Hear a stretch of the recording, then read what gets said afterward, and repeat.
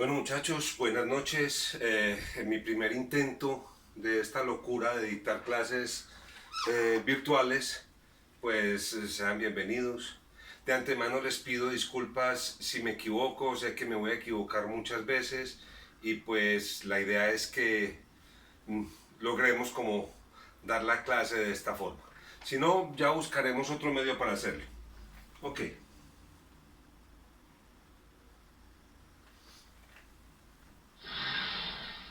Por esta noche vamos a terminar el contrato de trabajo, que era un asunto que teníamos pendiente.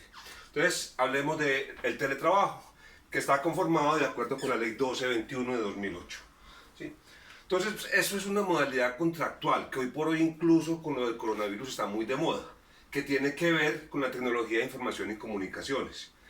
Muchas veces no se requiere tanto la presencia física de una persona allá en la oficina trabajando, sino que ese trabajo lo puede hacer desde su casa. Entonces, para eso esa ley otorga el teletrabajo. Ustedes incluso en su trabajo final tienen que contratar a una niña en esas condiciones.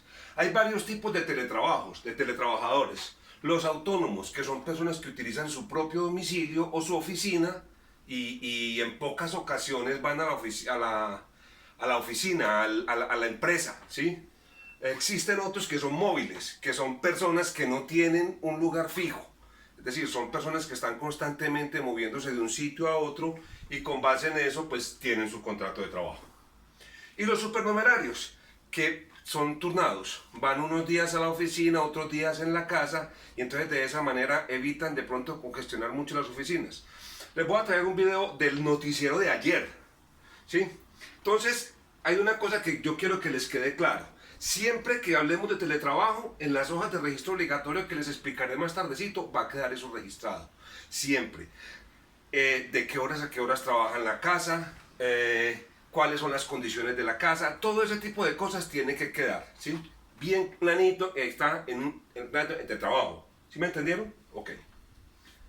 Vamos a ver un video ahora de ayer. No miren, no miren.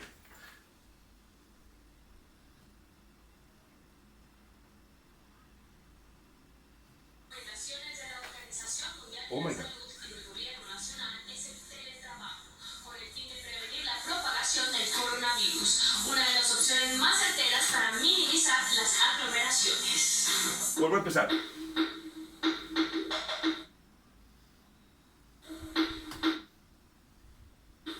Por el coronavirus, varias empresas de Colombia y el mundo implementan el teletrabajo. Puedes realizar tareas laborales de manera remota, es decir, no de manera presencial en la oficina, por ejemplo.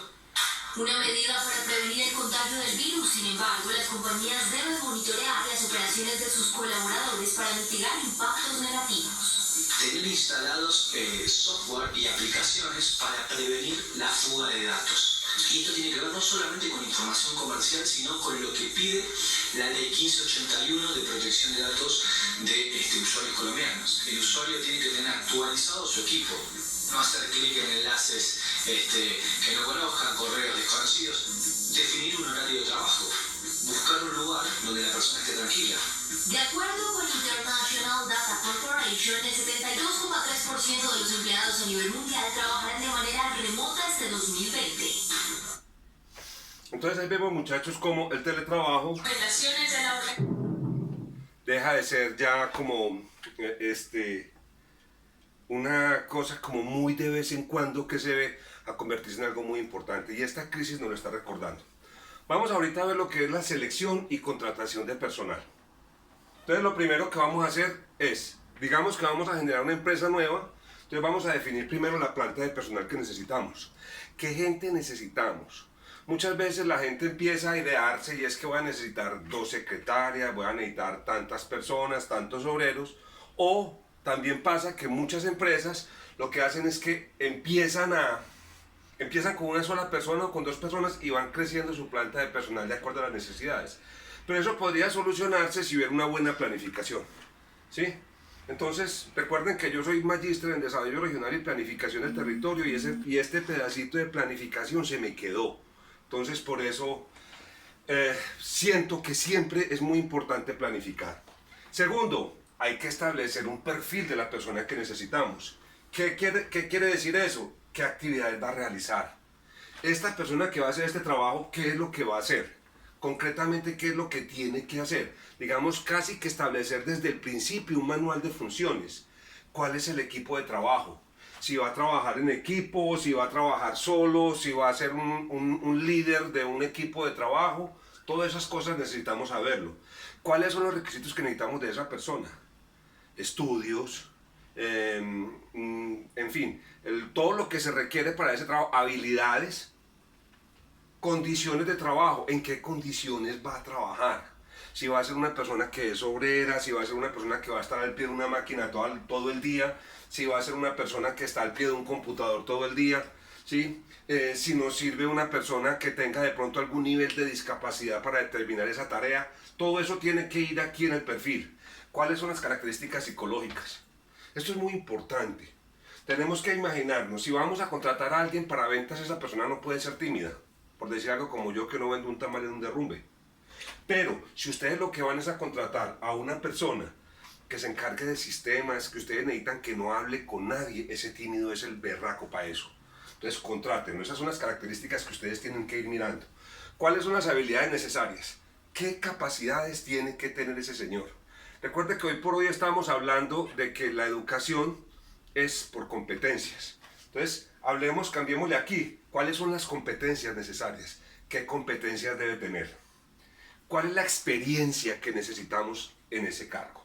Si yo voy a poner una persona que maneje un líder de ventas, pues yo necesito una persona que sepa mucho de ventas.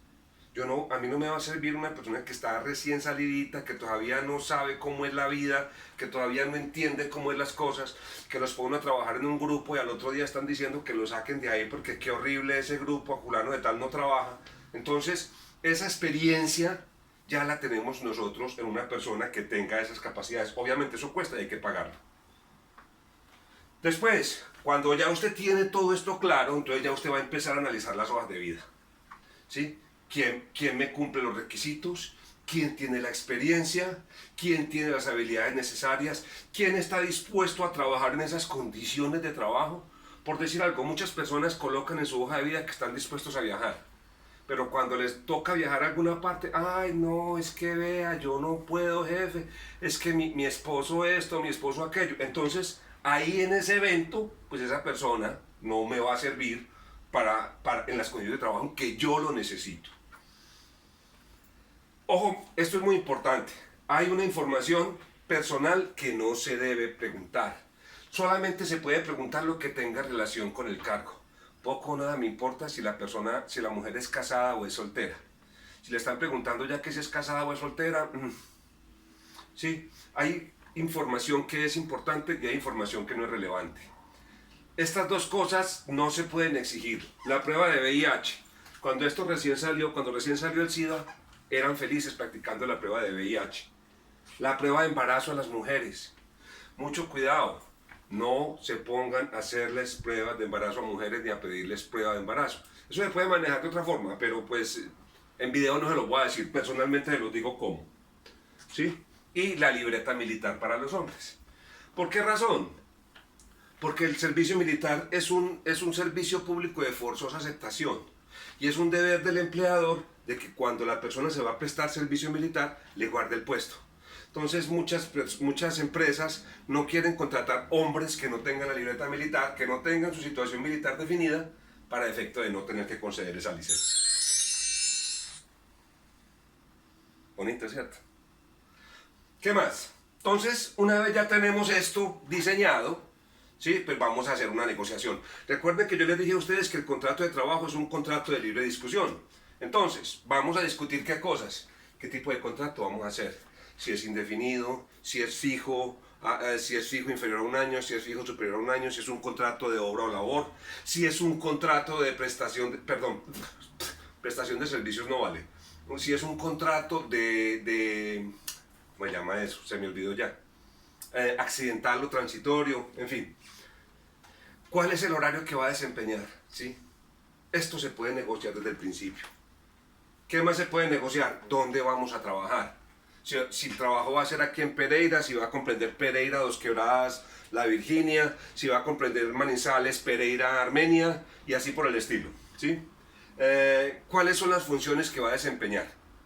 Aquí usted puede saber efectivamente como profesional, porque recuerden que yo estoy educando profesionales, si el trabajo que ustedes buscan es el trabajo que ustedes le están ofreciendo. ¿Cuál va a ser su salario? Ojo, esto es negociable, señores, esto se puede negociar. ¿Cuándo? Si yo soy un líder de ventas, el berraco, que vende una loca en embarazo y le encimo el marido bazuquero, pues en ese momento yo perfectamente puedo llegar y sentarme con una persona y decirle, mira, es que yo tengo esto y yo valgo esto, yo por menos de eso no le trabajo. Entonces, tengan en cuenta, ¿cuál es el reto? Destacar para poder negociar. Después de que ya se negoció todo esto, pues ¿qué le va a pedir usted? Tráigame los documentos. Tráigame los certificados de que usted es profesional en administración de empresas, o en administración de mercadeo, o en administración de sistemas, o en administración financiera, ¿sí? Las cartas laborales de la experiencia que tiene, en fin, todo lo que yo necesito, incluso su hoja de vida y los datos personales de su familia para de pronto afiliarlos a la EPS.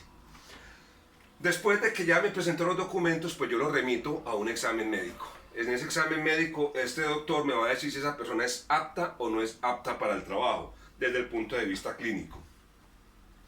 Cuando ya tengo esto, entonces este señor me dijo, sí señor, contrate ese man que está bien, o contrate esa pelada que es la berraquera. Entonces vamos a negociar el contrato de trabajo, vamos a firmarlo, ¿sí? Entonces aquí se van a determinar las funciones, el jefe inmediato, el horario, el salario, las cláusulas adicionales que ustedes ya trabajaron, las obligaciones de las partes, tanto del empleador como del trabajador, y el reglamento de trabajo.